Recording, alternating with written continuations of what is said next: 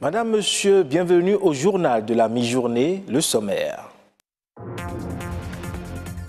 C'est un véritable incubateur d'entrepreneurs agricoles, un modèle de développement pertinent mais qui nécessite d'avoir quelques prédispositions. Comment se lancer dans l'entrepreneuriat agricole? Élément à découvrir. Vous avez des enfants en bas âge et ne savez pas quel jeu leur offrir. Sachez que si tous les jeux sont bons pour l'apprentissage, certains sont plus adaptés et plus efficaces. Les écureuils du Bénin des moins de 17 ans ont été disqualifiés il y a quelques jours du tournoi qualificatif à la CAN Tanzanie 2019 pour tricherie sur l'âge des joueurs. Quelles sont les répercussions qui peuvent découler de cette situation? L'entrepreneuriat agricole devient de plus en plus un modèle de développement pertinent. Dans un pays où l'agriculture est le secteur qui fournit le plus d'emplois, soit 70% d'après les statistiques, comment se lancer dans l'entrepreneuriat et quelles sont les valeurs qu'il faut avoir? Élément de réponse avec Rodrigue Babagbeto. Elle est la première source de richesse du Bénin et constitue le secteur le plus important de l'économie béninoise. L'agriculture contribue pour 32,7% en moyenne au PIB, soit 15% aux recettes d'exportation et 15% aux recettes de l'État. S'il est vrai qu'elle fournit environ 70% des emplois, entreprendre dans cette filière requiert tout de même un certain nombre de conditions. Pour se lancer dedans, il faut forcément se découvrir une passion pour le domaine. Ça veut dire quoi? Il faut l'aimer. Il faut aimer son travail de producteur, son travail de transformateur et son travail de vendeur. Alors comment ça se passe? Pour le faire, vous pouvez faire d'abord un tour dans une ferme pour voir les réalités d'une ferme. Est-ce qu'elles vous conviennent?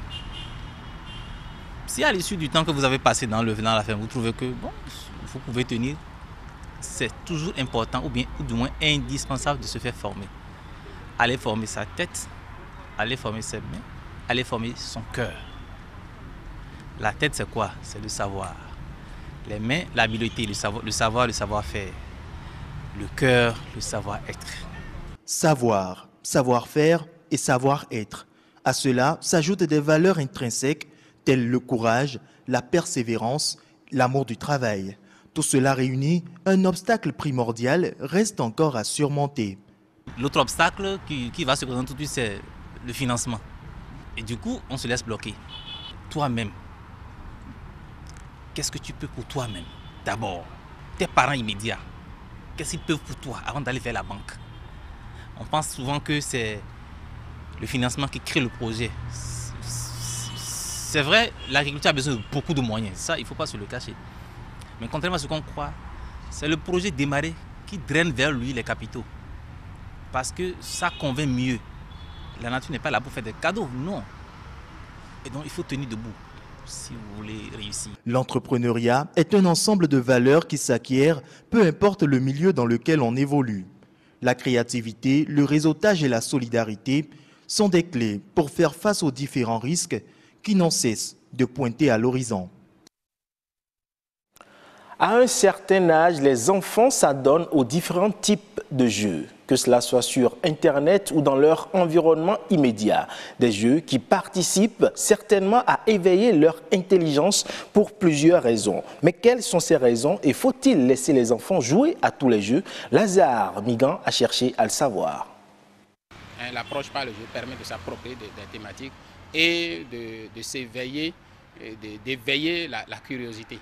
Et c'est là même que l'apprentissage même apparaît, puisque déjà quand ça permet de s'approprier des thématiques, c'est qu'on est en train d'apprendre. C'est peut-être un jeu dans lequel il y a une image qui est à côté. On embrouille, de l'autre côté on embrouille, c'est-à-dire l'image qui est à côté est coupée en des différentes parties. Maintenant on met du désordre dans ces différentes parties-là et on demande à l'enfant de les mettre encore en ordre, tout en sachant bien. Et là, on parle de l'apprentissage par imitation. Il y a déjà l'image qui est à côté. Il va à chaque fois voir et reprendre. Déjà que lui-même, il est réussi, il sait qu'il a réussi. Il sait qu'il a réussi puisqu'il a pu former encore, il a pu reconstituer l'image.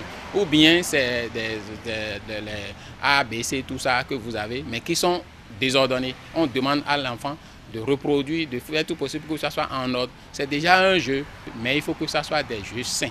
Des jeux que eux-mêmes, ils voient, ils savent quel genre de jeu ils sont en train de faire. Mais pour des enfants qui ne sont pas quand même capables de savoir ce qui est bon, de distinguer ce qui est bon de ce qui est mauvais, je ne pourrais pas dire que déjà les jeux sur l'Internet, c'est déjà une bonne chose.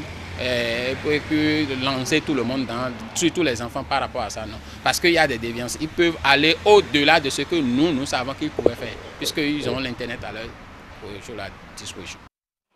La Banque africaine de développement et l'Organisation des Nations unies pour l'alimentation se sont engagés à mobiliser 100 millions de dollars, soit 50 milliards de francs CFA pour l'agriculture africaine. Cela en vue de mettre fin à la malnutrition et à la faim sur le continent. Cette somme devrait être mobilisée sur 5 ans et être investie dans plusieurs domaines dont l'agriculture, la foresterie, la pêche et la sécurité alimentaire. Outre ce financement, l'Organisation des Nations unies pour l'alimentation et l'agriculture devrait également aider la Banque africaine de développement à réaliser son programme Nourrir l'Afrique en fournissant une assistance technique dans les domaines de l'intensification et la diversification d'activités agricoles durables, de l'implication des jeunes dans l'agriculture et l'agroalimentaire, des statistiques agricoles et de l'agriculture intelligente adaptée au changement climatique.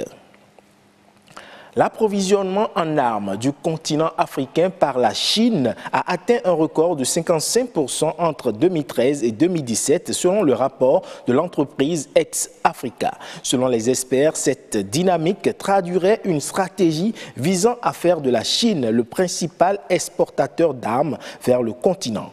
Selon le rapport, au-delà de l'objectif commercial d'augmenter les ventes d'armes et d'équipements militaires, la Chine chercherait à contrôler une plus grande part du commerce des armes en Afrique afin de protéger ses investissements considérables dans l'infrastructure sur le continent. Aussi est-il important de mentionner que malgré cette hausse des importations d'armes provenant de la Chine, les importations totales d'armes du continent ont chuté d'environ 22% sur la période 2013-2017 selon des statistiques indiquées dans le dit rapport.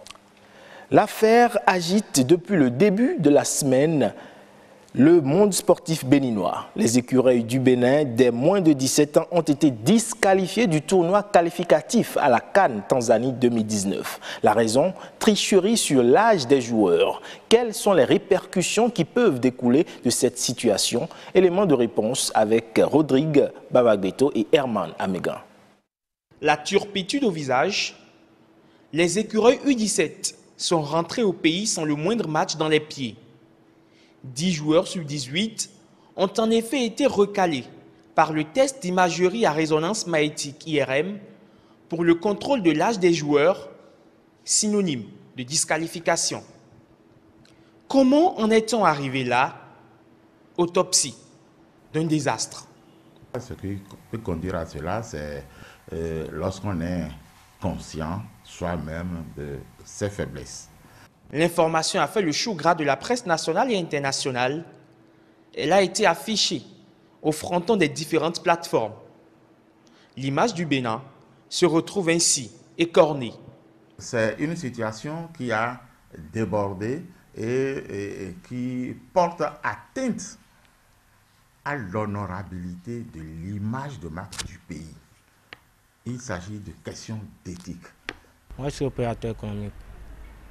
Hier, j'ai reçu des partenaires ici pour signer un contrat avec un notaire qui est béninois, mais les partenaires ont refusé de signer le contrat devant un notaire béninois. Ils ont préféré un notaire qui soit chez eux. Donc, ça veut dire que, parce qu'au finish, on a entendu les Béninois, ce sont des faux.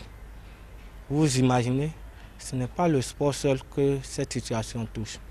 Ça touche toute la nation. En tout, c'est le Bénin et surtout le mouvement sportif qui reçoit un coup de poignard. Les athlètes en règle vont se retrouver victimes collatérales d'une situation malencontreuse. Ce que ça va générer à l'avenir pour notre sport, c'est que, au plan international, nous sommes étiquetés comme les plus gros tricheurs. Désormais, même les recruteurs des athlètes au plan international vont bien ouvrir, vont mieux ouvrir leurs yeux, seront beaucoup plus regardants, je voulais dire donc, pour se prononcer sur la possibilité de recruter ou pas un athlète béninois. Ce qui peut être appelé le drame de Niamey a provoqué une levée de boucliers sur fond d'indignation.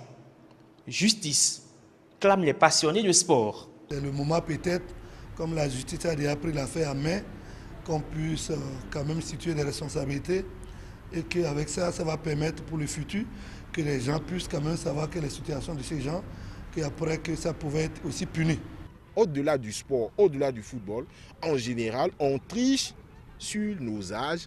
Donc, c'est sociologiquement qu'on doit déjà faire cet effort et responsabiliser ceux qui gèrent les administrations au plan local sur comment délivre-t-on les papiers pour pouvoir réaliser les actes de naissance, pour pouvoir réaliser les cartes nationales d'identité et pour pouvoir peut-être réaliser les passeports à un moment donné. En attendant que les sanctions pleuvent, plusieurs mesures ont été déjà prises.